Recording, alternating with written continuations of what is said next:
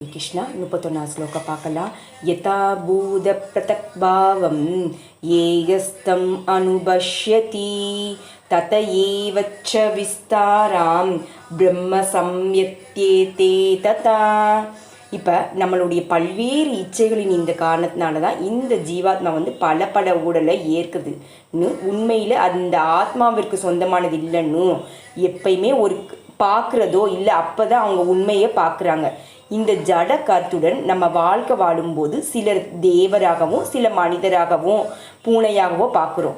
இது பௌதீக பார்வை, உண்மையான பார்வை இல்லை. இது ஜட வேறுபாடுகள் தான். வாழ்வை பற்றிய இந்த ஜட கருத்துகளினால எழுபவை தான். இந்த ஜட உடல் அழிவற்ற பிறகு ஆத்மா ஒன்று தான்.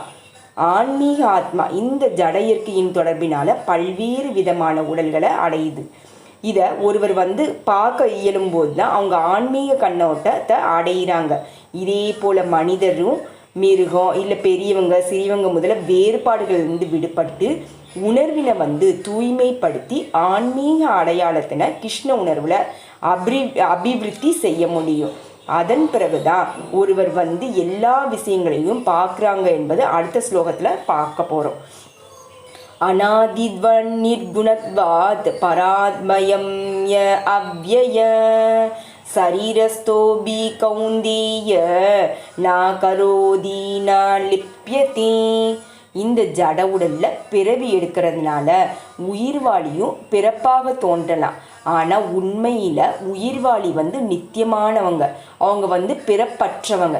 இந்த ஜட உடலில் இருந்தாலும் கூட அவங்க நித்தியமானவங்களும் தெய்வீகமானவங்களும் ஆவாங்க. அதனால தான் அவங்க அழிக்கப்பட முடியாதவங்க. இயற்கையிலேயே அவங்க ஆனந்தமயமானவங்க. அவங்க தன்னை எந்த ஜட செயல்களிலும் ஈடுபடுத்தி கொள்வதே இல்லை. அதனால தான் இந்த ஜட உடலின் தொடர்பினால் செய்யப்படும் செயல்கள் எல்லாமே பந்தப்படுத்துவதும் இல்லை. 33வது ஸ்லோகம். யதா சர்வகதம் சௌமித்யாத் ஆகாசம் நோபலிப்யதே சர்வராவாஸ்திதோ தேக ததாத்மா நோபலிப்யதே. இப்போ நிலம் நீர் காற்று மண் இது என்னெல்லாம் இருக்குதோ எல்லாவற்றிலும் காற்று புகுது. இருந்தாலும் அது எதனுடனும் கலக்கிறது இல்லை. அதே போல தான் இப்போ நம்மளோட உயிர்வாளி பல்வேறு விதமான உடல்களில் அமைந்திருந்தாலும் அவங்க நுண்ணிய இந்த தன்மையினால் அவற்றிலிருந்து தனித்து விழுங்குறாங்க. அதனால தான் ஆத்மா இந்த உடலின் தொடர்பில் இருக்கிறது எப்படி என்பதையும் உடல் அழிவற்ற பிறகும் அழிவுற்ற பிறகும் அவங்க எப்படி வெளியில் இருக்கிறாங்க என்பது இந்த ஜட கண்களால் பார்க்கறது சாத்தியம் இல்லை. ஜட விஞ்ஞானத்தின் இதை ஆய்ந்தறிய யாராலையும் முடியாது. 34வது ஸ்லோகம். யதா பிரகாஸ்யத்வீக கிருதஸ்தம் லோகம் இமம் ரவிக க்ஷேத்ரம் சேத்ரி ததா கிருஸ்தம் பிரகாஸ்யத்தி பாரத. இப்போ உணர்வை பற்றி பல்வேறு கொள்கையில் இருக்காங்க. இங்கே பகவத்கீதையில் சூரியனும் சூரிய கதிர்களும் உதாரணமாக கொடுக்கப்படுது. ஓரிடத்தில் அமைந்துள்ள சூரியன் இந்த அகிலம் முழுவதும் பிரகாசப்படுத்துவதை போல தான் சிறு துகளாகிய இந்த ஆன்மீக ஆத்மா உடலின் இதயத்தில் அமைந்திருந்தாலும் உணர்வுல மூலமாக உடல் முழுவதையும் பிரகாசப்படுத்துது. அதனால தான் சூரிய கதிர் இல்லைன்னா வெளிச்சமான சூரியன் இருப்பதற்கு சாட்சியாக விளங்குவதை போல உணர்வானது ஆத்மா இருப்பதற்கு சாட்சியாக விளங்குது. உடலில் ஆத்மா இருக்கும்போது உணர்வானது உடல் முழுதும் காணப்படுது. ஆத்மா உடல்ல இருந்து நீக்கிய உடனே தான் உணர்வு எதுவுமே இருக்கிறதில்லை. அறிவுள்ள எந்த மனிதனாலும் இதனை எளிமையை புரிந்து கொள்ள முடியும். அதனால தான் உணர்வு என்பது இந்த ஜட பொருட்களின் கலவையினால் உற்பத்தி செய்யப்படுவது இல்லை. இது ஆத்மாவின் அறிகுறி தான். ஆத்மாவின் உணர்வும் பரம உணர்வும் தன்மையில் ஒன்றாக இருந்தாலும் ஆத்மாவின் உணர்வு பரமமானது இல்லை. அதனால தான் ஒரு குறிப்பிட்ட உடலின் உணர்வும் மற்றொரு உடலின் உணர்வும் ஒன்றாக இருக்கிறது இல்லை.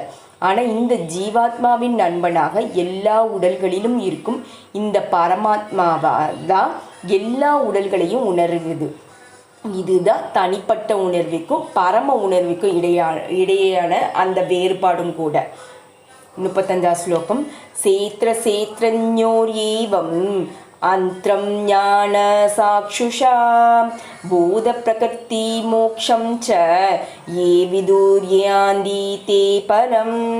இந்த 13வது அத்தியாயத்தில் விளக்கம் என்னன்னா, உடலுள்ள உரிமையாளர்கள் பரமாத்மா, இது எல்லாருக்கும் இடையேயான இந்த வேறுபாட்டை ஒருவங்க புரிந்து கொள்ளணும் என்பதுதான்.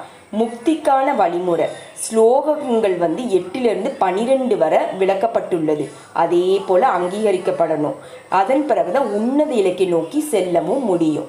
நம்பிக்கையுள்ள மனிதர்கள் முதல்ல கடவுளை பற்றி கேட்பதற்கான ஒரு நல்ல சங்கீதத்தினை பெற்று அதன் மூலமாக அவங்க படிப்படியாக தெளிவு பெறணும். அவங்க ஆன்மீக குருவை ஏற்று கொண்டாங்கன்னா இந்த ஜடத்திற்கும் ஆன்மாவிற்கும் இடையே உள்ள அந்த வேறுபாட்டை பற்றி அவங்க தெரிஞ்சுக்கொள்ள முடியும், அதாவது கற்றுக்கொள்ள முடியும். அதுதான் மேற்கொண்டு இந்த ஆன்மீக உணர்வை பெறுவதற்கு மைல் கல்லாக அமையுது. பல்வேறு அறிவுரைகளின் மூலமாக ஆன்மீக குரு தனது சீடர்களுக்கு வாழ்வின் ஜட கண்ணோட்டத்திலிருந்து விடுபட கற்றுக் கொடுக்குறாங்க. உதாரணமாக இந்த பௌதீக கருத்துக்கள்லேருந்து அர்ஜுனனை பகவத்கீதையில் கிருஷ்ணர் உபதேசிப்பதை நம்ம பார்க்குறோம். இந்த உடல் ஒரு ஜட பொருள் என்பதை ஒருவரால் புரிந்து கொள்ள முடியும். இந்த உடலில் 24 மூலக்கூறுகளாக பிரித்தறியவும் முடியும். இது ஸ்தூல தோற்றமாகும். மனமும் மனதளவிலான விளைவுகளும் சூக்ஷ்ம தோற்றம்தான். மேலும் இதில் இடையேயான இந்த விளைவுகள் வாழ்வின் அறிகுறிகளாக அமையுது.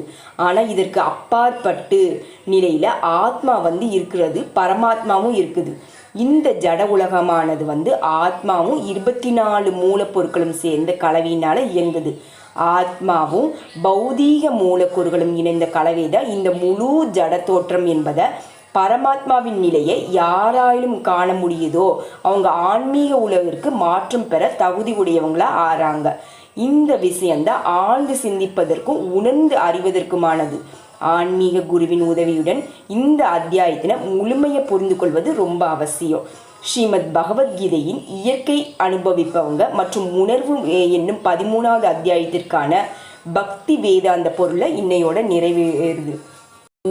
பூர்ணமதக பூர்ணமிதம் பூர்ணாத்மா பூர்ணமுச்யதே பூர்ணஸ்ய பூர்ணமாதாய பூர்ணமேவாவசிஷ்யதே.